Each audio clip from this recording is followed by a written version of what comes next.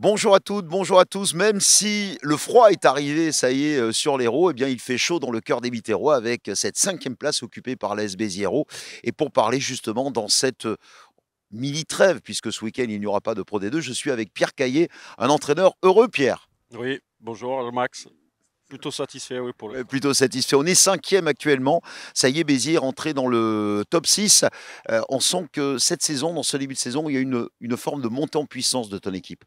Oui, c'est clair, depuis le début de l'année, à chaque match, on évolue, on progresse, tant au niveau du jeu que de l'état d'esprit. Donc, c'est très positif pour le moment. Ce deuxième bloc, voilà, avec 17 points, il est satisfaisant, mais il faut continuer, bien sûr. Il y a une forme d'équilibre dans cette équipe. On la sent plus mature. Plus mature, on a une équipe qui est homogène, on a toujours des anciens joueurs voilà, qui nous apportent beaucoup d'expérience, des leaders aussi qui portent le groupe vers le haut et toujours entourés par nos éternels soldats dans le combat et bien sûr tous nos jeunes joueurs. Donc c'est une belle alchimie pour l'instant. Ouais. Alors ça a été une saison, c'est un début de saison assez particulier. Il y a eu la Coupe du Monde et puis il y a trois mondialistes qui sont arrivés, Samuel Marquez, Rafael Costa Storti et puis Chico Fernandez. Et un joueur qui est sur l'élève des Biterrois, c'est Samuel Marquez qui est le symbole un petit peu d'un métronome dans cette charnière. Et actuellement, il est très acclamé par les supporters de Béziers. Oui, c'est vrai que Sam nous apprend beaucoup dans le jeu, aussi de par son expérience. C'est vrai qu'il est arrivé au relais de cette Coupe du Monde avec beaucoup d'énergie et pour nous c'était important que ces trois joueurs puissent revenir dans l'équipe le plus rapidement possible pour nous apporter un peu tout cet aura qu'ils avaient pris pendant la Coupe du Monde. Et on a vu que ça nous avait été bénéfique, bien sûr. On peut parler un petit peu de jeu. Il y a eu la blessure de Romain Urruti, mais il y a également au niveau de l'ouverture Nanaï Williams qui est arrivé. On voit que Charlie Malier retrouve un petit peu aussi ses premiers amours. On sent qu'il y a une rotation et que les joueurs adhèrent vraiment cette année, quel que soit le poste, ils sont à fond. Oui, c'est vrai qu'aujourd'hui les joueurs sont partie prenante de tout ce qu'on met en place. On sent des joueurs qui sont responsables, qui ont envie de faire progresser aussi l'équipe. Voilà, c'est vrai qu'on a eu beaucoup de blessures sur le début de la saison, qu'on a commencé doucement, on va dire sûrement, qu'on a eu la chance de pouvoir aussi récupérer un joueur comme Tim, Nanaï Williams, comme Lucas Chelidze, voilà, des jokers qui nous apportent au quotidien, bien sûr. Et c'est vrai que d'autres comme Charlie aussi, on connaît aussi l'étendue de son potentiel, que ce soit à l'arrière, que ce soit aussi en numéro 10, un poste qu'il n'avait pas occupé depuis pas mal d'années, mais où on a eu une préférence pour essayer de le mettre en place petit à petit, tant il peut nous apporter un peu de vitesse dans le jeu et les qualités que peut avoir Team en restant constant sur tout un match. Donc voilà, c'est ce qui est bien, c'est qu'on a des joueurs qui sont interchangeables et que tout le monde pousse dans le même sens et c'est important. Tu as raison de le dire. Et puis, puisqu'on revient juste sur Samuel Marquez qui disait c'est agréable de pouvoir jouer avec un pack et des avants conquérants. On peut mettre aussi en avant, bien sûr, les avants biterrois qui font un superbe boulot depuis le début de cette saison. Oui, après, bien sûr, c'est forcément dans notre identité à Béziers d'être costaud sur le secteur des avants.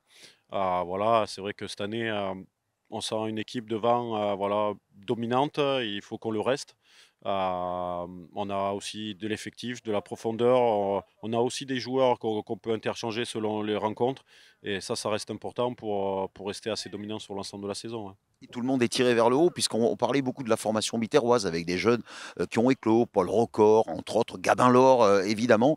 Et le fait d'être entouré par justement ces joueurs d'expérience qui les prennent sous leur aile, qui prennent pour eux la pression, ça fait une alchimie qui est absolument parfaite. Et on le voit à domicile ici au stade Raoul Barrière. Bien sûr, on a parlé déjà un peu avant sur le début de cette interview de cette osmose, cette homogénéité avec tous les différents profils de joueurs que nous avons.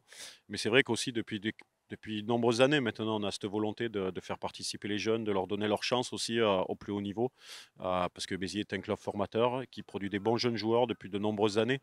Et en plus de l'expérience des autres joueurs, donc ils peuvent profiter, c'est aussi voilà, cette confiance qu'on peut donner aux jeunes et leur donner leur chance.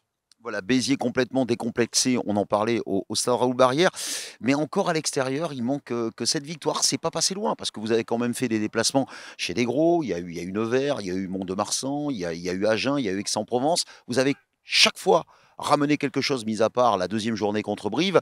Qu'est-ce qui manque justement à Béziers pour revenir avec une victoire de l'extérieur? Écoute, c'est vrai que sur le premier bloc, voilà, on s'est déplacé à 2 fois et on n'a pas réussi à ramener des points. C'est vrai que sur ce deuxième bloc, voilà, on a ramené à chaque fois des points de l'extérieur. C'est pas passé loin, il nous a pas manqué grand-chose, un peu de discipline, un peu de voilà, d'éviter un peu de surjouer parfois, peut-être, aussi, pas mal de pertes de balles sur ces matchs à l'extérieur où de temps en temps, il faut peut-être réduire un peu la voilure de temps en temps pour rester efficace.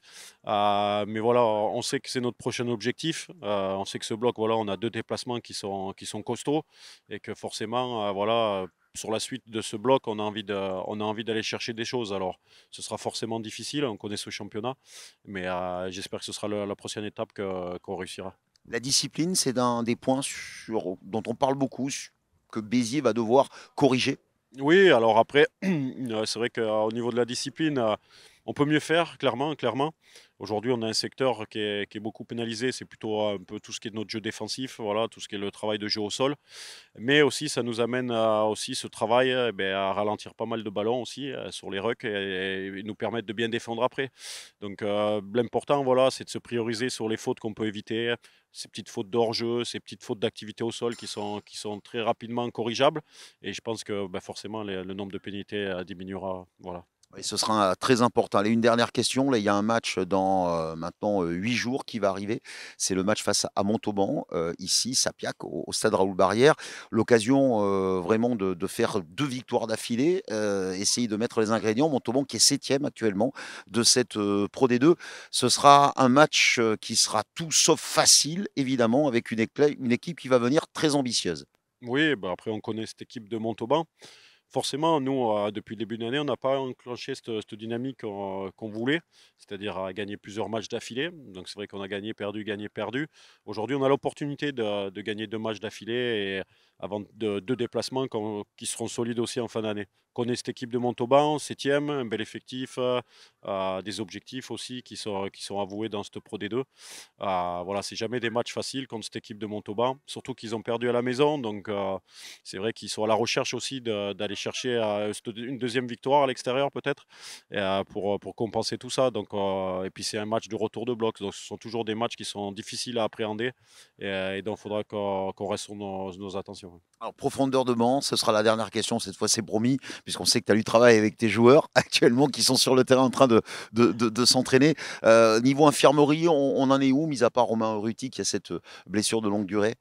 Écoute, après, l'infirmerie, toujours un peu pareil, elle se stabilise quand même.